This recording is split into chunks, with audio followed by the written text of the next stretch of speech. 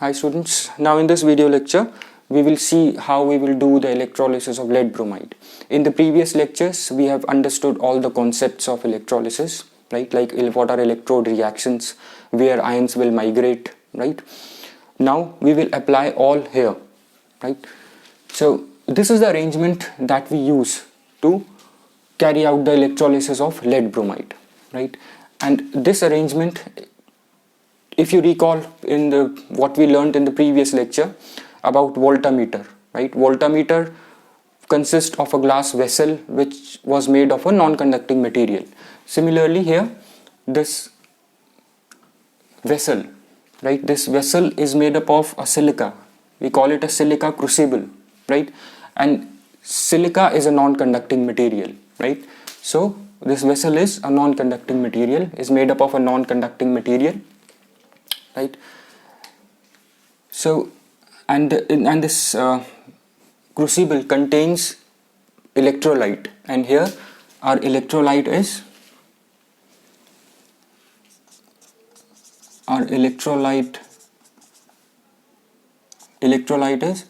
molten lead bromide, right, molten lead bromide. Formula is PbR2, right, and we have a silica crucible,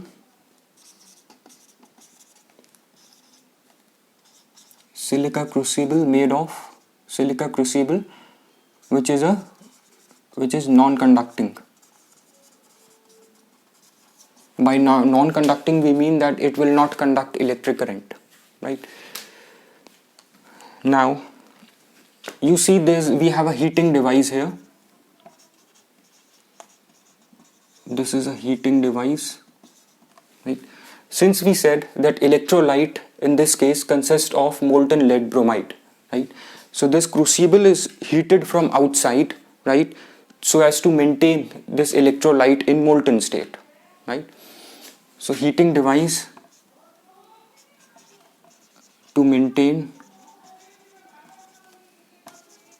electrolyte lead bromide in molten state, right. So we heat this crucible from outside, right, and temperature maintained is above 380 degrees Celsius, right, which is the melting point of lead bromide. This is important. This point is important, that temperature that we need to maintain in the electrolysis of lead bromide, in the electrolysis of molten lead bromide, is above 380 degrees Celsius, which is the melting point of lead bromide, right. So we need to maintain this temperature so that we maintain this electrolyte in or we maintain lead bromide in molten state, right. The temperature should be above 380 degrees Celsius. Now let's see, since this is molten lead bromide, right, let's just discuss one thing quickly, that we know that lead bromide is an ionic compound, right. So when ionic compound lead bromide is heated, right, it will separate into its constituent ions, that is lead ions and bromide ions, right. How? Because when heat energy is supplied to solid lead bromide, it will break the electrostatic force of attraction that is acting between lead ions and bromide ions, right. That heat energy will remove that electrostatic force of attraction, and we have mobile lead ions and bromide ions in this electrolyte, right. So we heat it to 380 degrees Celsius, right, to melt it, and when it melts, the electrostatic force of attraction is removed, hence we have mobile lead ions and bromide ions, right.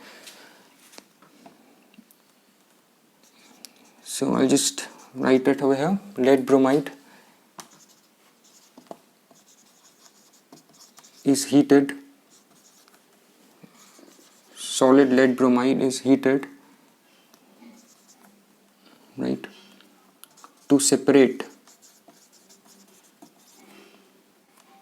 to separate it into ions, right? Since just a small explanation, we have lead bromide, right? And between these lead ions and bromide ions, there is high electrostatic force of attraction, right? So when you heat it, right, this electrostatic force of attraction is removed, right? And this lead bromide will form lead ions plus bromide ions, right? And this, for this, temperature needed is 380 degrees Celsius, right? So now we know that this electrolyte, it will separate into ions. What ions will it form? Ions we have is, cation would be lead ion, right? Anion would be bromide ions, right? So these are the ions that are involved in the electrolysis of lead bromide. Now, when this battery is turned on, these are the two electrodes, right, that we have, and this electrode is made up of inert material, carbon, right? So these are carbon electrodes that we use in the electrolysis of lead bromide, right? So electrodes that we are using is inert electrodes made of carbon, right? And we have studied in the previous lecture that there are two kinds of electrodes. One is inert electrode, the other is active electrode. Active electrodes, what they may do, that they may react with the product of electrolysis. We'll just talk about that in this electrolysis, right? So these are electrodes, right? And this is DC current. This is battery that is supplying direct current, right? So now let's see what will happen when, right? So let's see what will happen when we turn on electric current, right? When we turn on electric current, we know that this electrolyte consists of mobile lead ions and bromide ions, right, which are not reacting before electric current was passed. Now when electric current is passed, we know that electric current should be able to pass through this electrolyte, that is, this electrolyte should conduct electric current. Then only we would be able to decompose lead bromide, right? And one thing, what we are trying to achieve in this electrolysis is, we are trying to break this compound into bromine gas and lead metal, right, using electric current. Now we'll see how using electric current we will break this lead bromide into lead and bromine. And this lead bromide is in molten state in this crucible, right? Molten state consisting of lead ions and bromine ions, right? And this inert electrodes made up of graphite plates. It's better word is graphite. These are graphite. These two are electrodes made of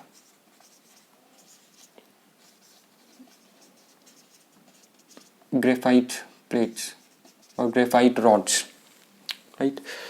So this is the reaction that we are trying to achieve. This is what we are trying to achieve, to break lead bromide into lead and bromine with the help of electricity, right? So what we are doing is, we are breaking, if you recall the definition of electrolysis, electrolysis, right? Electro is electricity which this battery is supplying, lysis is breaking, right? And we know how we are breaking, right? So we are breaking this lead bromide into lead and bromine, right? With the help of this electricity, right? So when we turn on this current, when we turn on this battery, this current will enter into electrolyte, right, through these metal plates. And we remember the function of these metal plates is to carry the electric current, right? The current will enter this electrolyte and leaves the electrolyte through these graphite plates, right?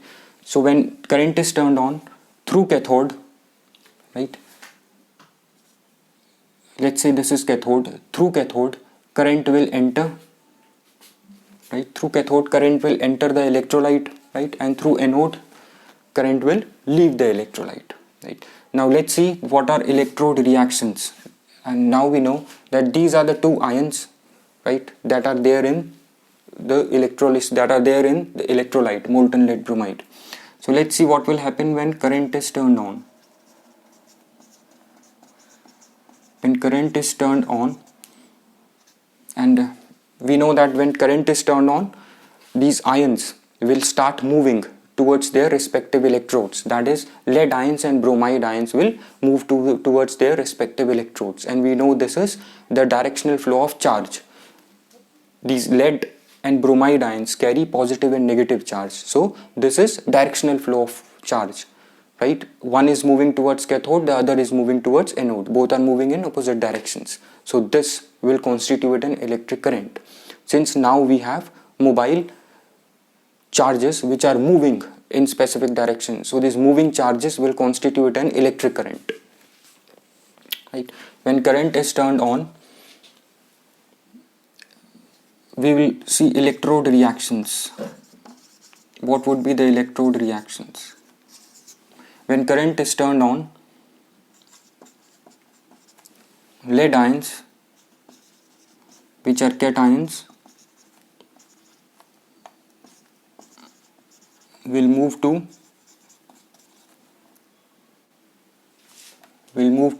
negative electrode, which is cathode, right? C will move to C.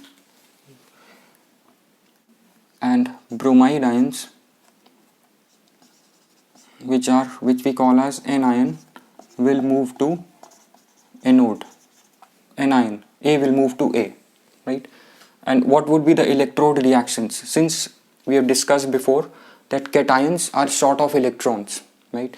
So they will, when cations will move to cathode, right, they will gain electrons, and gain of electrons is reduction. Similarly, when anions, bromide anions, will move to anode, they have excess charge. The excess charge they will lose at anode, right, and get oxidized to bromine atoms. Similarly, two bromine atoms will combine to give you bromine gas. These are the main reactions, right? So electrode reactions at cathode would be lead ions will gain 2 electrons, right? Since it has 2 charge, right, so it has plus 2 charge, so it has to gain 2 negative charges to become neutral lead atoms. It will gain electrons to form lead metal. This is reduction reaction. This is reduction reaction, right? Similarly, at anode, bromine, one bromide ion will migrate to anode, will lose one charge, right, and it will form bromine atom, right? Similarly, another bromine atom will lose one charge, it will form second bromine atom. So both these will react, right?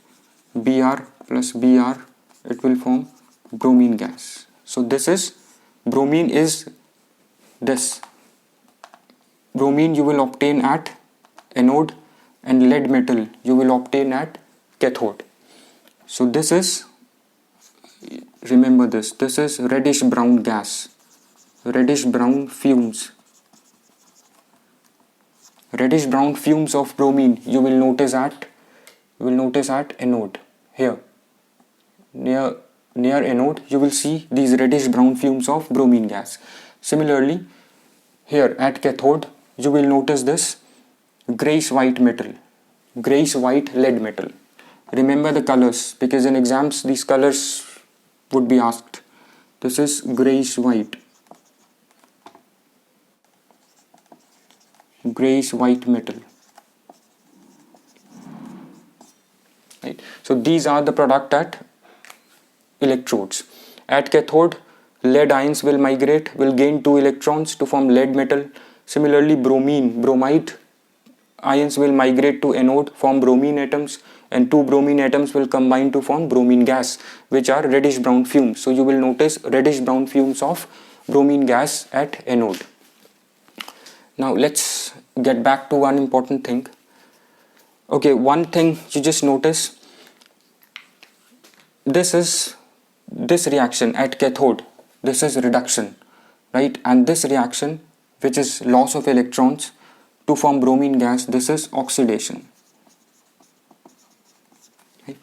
So oxidation and reduction is taking place simultaneously in this reaction, and we have studied. So this electrolysis of lead bromide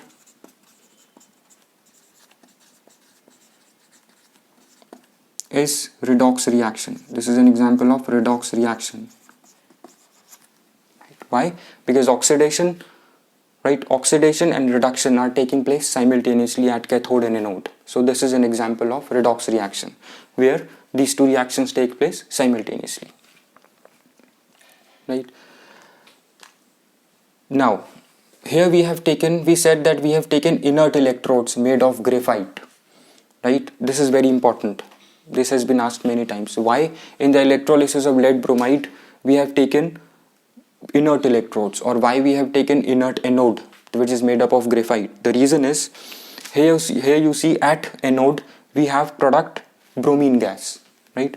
If for example instead of graphite we would have taken anode made up of an active metal, say silver, right? What happens is, then bromine gas will start reacting with the anode. Since it's an active anode, if we are using anode that of platinum, so platinum would react with bromine, right, to form platinum bromide, right, which we don't require, because if we have a platinum anode, this product of electrolysis, which is bromine, this will start reacting with the anode, right, and in the process anode will also get consumed. When anode will react, it will get consumed, right? So we don't want that. We don't want that the product of electrolysis should react with the anode or electrodes, right? Or we don't want that electrodes should react with the product of electrolysis, right? So we take inert electrodes, right, in electrolysis of lead bromide. Inert electrodes made of graphite, right? So that I'll just mention now, so that it may not react with bromine gas,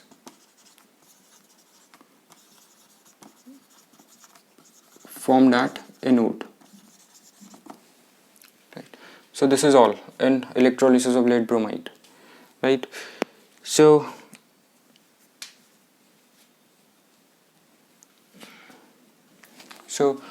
I will just quickly recap what we have done.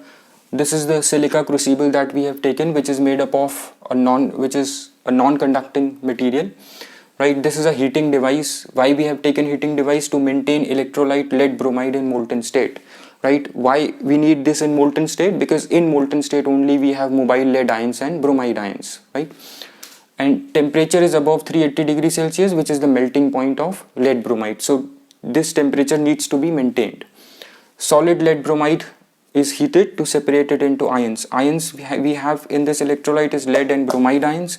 Electrodes are inert electrodes made of graphite material, right? Why inert electrodes we are using here? Why we are not using some active material like silver or copper, so that it may not react with the bromine gas that is formed at anode, right? And we melt solid lead bromide and it will separate, or it will break the electrostatic force of attraction at this temperature. Once electrostatic force of attraction is removed, we have lead ions and bromide ions here. In this electrolyte we have lead ions and bromide ions. So when electric current is turned on, the lead ions will move to cathode, right, and will undergo reduction to give you a grayish white lead metal. Similarly, bromine will move or migrate to anode, right, and will lose electron to form bromine gas, bromine atom, and two bromine atoms will combine to form bromine gas at anode. So we see reddish brown fumes of bromine gas. And electrolysis of lead bromide is a redox reaction because we have reduction and oxidation taking place simultaneously here, right? And notice one more thing, electrons gained are 2 electrons, right? In electrons lost in the formation of this product, we have lost 2 electrons because two bromine atoms combine to give you this product, bromine gas, and 2 bromine atoms are formed after loss of these 2 electrons, right? So we have electrons gained is equals to 2 and is equals to electrons lost. Electrons gained at cathode, right, due to this reduction is equal to 2 electrons, which is equal to the electrons lost at anode, right? So this is also proved here because we have studied earlier that electrons lost would always be equal to electrons gained in electrolysis, right? So I hope all this is clear to you, right? Just take down all notes and go through this once. Thanks.